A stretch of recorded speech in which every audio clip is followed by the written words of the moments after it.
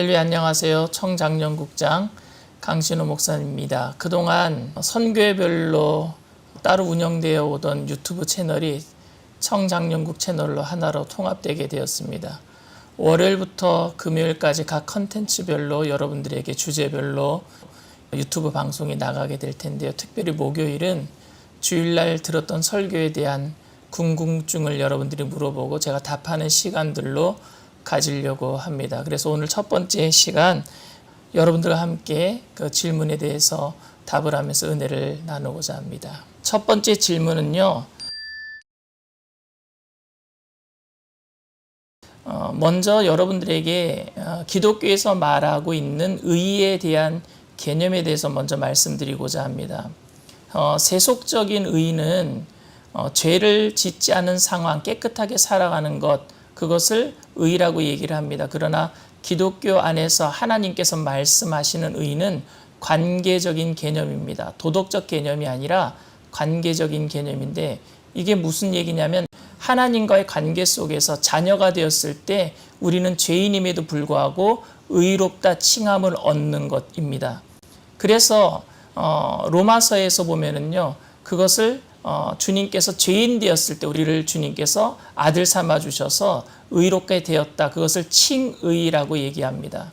근데 칭의로 끝나는 것이 아니라 하나님은 거룩한 분이기 때문에 우리가 죄인 되었더라도 주님의 자녀가 되었기 때문에 거룩하신 하나님의 모습을 닮아가는 모습이 바로 성화라고 얘기합니다.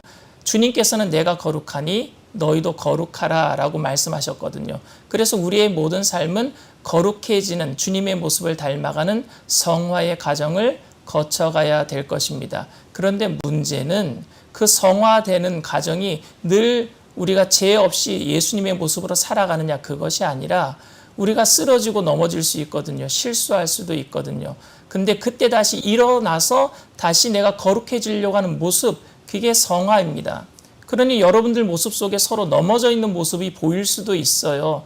목사님이 실수할 수도 있고 예수 잘 믿고 오래 신앙생활 했던 분들이 넘어져 있는 모습을 볼 수도 있습니다. 그런데 여러분, 그런 모습을 볼 때 우리가 서로 간에 어떤 마음속에 있는 미움들을 쏟아낸다거나 저 사람 왜 저럴까라고 말하는 것이 아니라 은혜로 그 사람을 보듬어 안아주게 되기를 원합니다. 왜냐하면은 예수님께서는요, 하나님께서는 우리를 사랑하시기로 결단하셨지 우리가 신뢰할 만한 그런 믿음의 행동을 했기 때문에 우리를 사랑하시기로 한 것이 아니기 때문입니다. 우리 또한 그런 사랑을 가지고 형제자매를 사랑해야 될 줄 믿습니다. 성화는요, 한 번에 이루어지지 않습니다. 오랜 기간 동안에 넘어졌다 또 일어나고 넘어졌다 또 일어나고 그러면서 성화의 과정을 거치는 거거든요.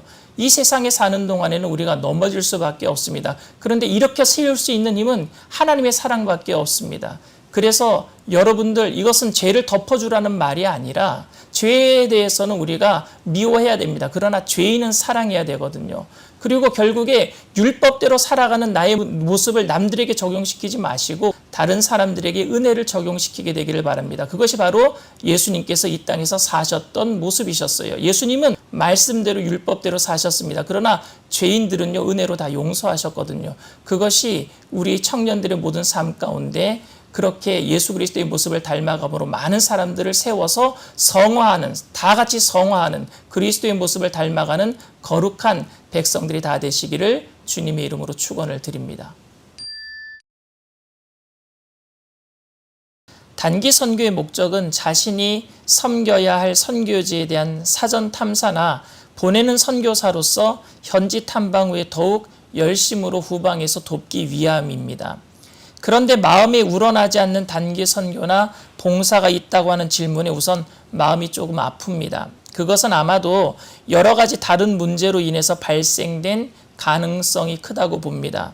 내가 원하는 선교지나 봉사처가 아니든지 아니면 선교지와 봉사처에서 선교와 봉사와는 다른 일들에 더 열중하는 사역자들에게 실망을 했다든지 아니면 준비가 되지 않은 상황인데 믿음으로 순종하라는 강요를 받았든지 하는 문제일 것입니다.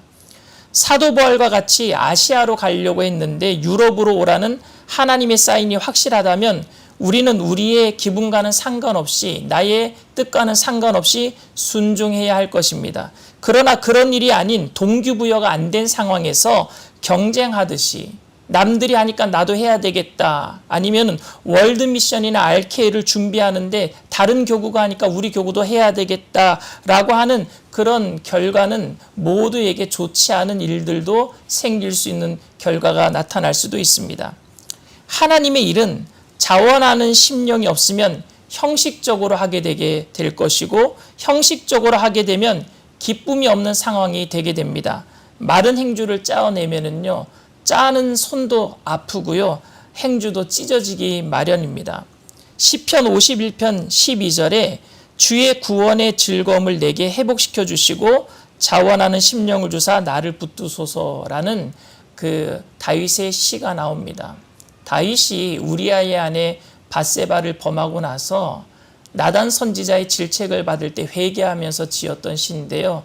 나에게서 성령을 걷어가지 마시옵시고 그 다음 구절에 나오는 것이 자원하는 심령을 달라고 기도하는 거예요. 왜? 자원하는 심령을 잃어버리니까 형식적인 사람이 되고, 형식적인 사람이 되니까 결국에 죄를 저질렀단 말입니다. 결국에 선교는요, 형식으로 하면 안 되는 거예요. 자원하는 마음이 있어야 됩니다. 그래서 누가 하니까 내가 하는 것이 아니라 하나님께 먼저 은혜를 받고, 그리고 교구 안에서 은혜 받은 것 안에서 동기부여를 받고, 그래서 교역자와 또 팀들과 함께 그 자원하는 심령으로 여러분들이 어떤 선교지든지 어떤 곳이든지 믿음으로 나갈 때 틀리면 하나님께서 방향을 틀어주셔서 아시아로 가려고 했던 사도 바울을 유럽으로 가게 하셨던 것처럼 틀리면은요 방향을 틀어주실 것이고, 맞으면 순풍의 돛담배처럼 잘 나갈 수 있도록 하나님께서 도와주실 줄 믿습니다. 할렐루야, 감사합니다.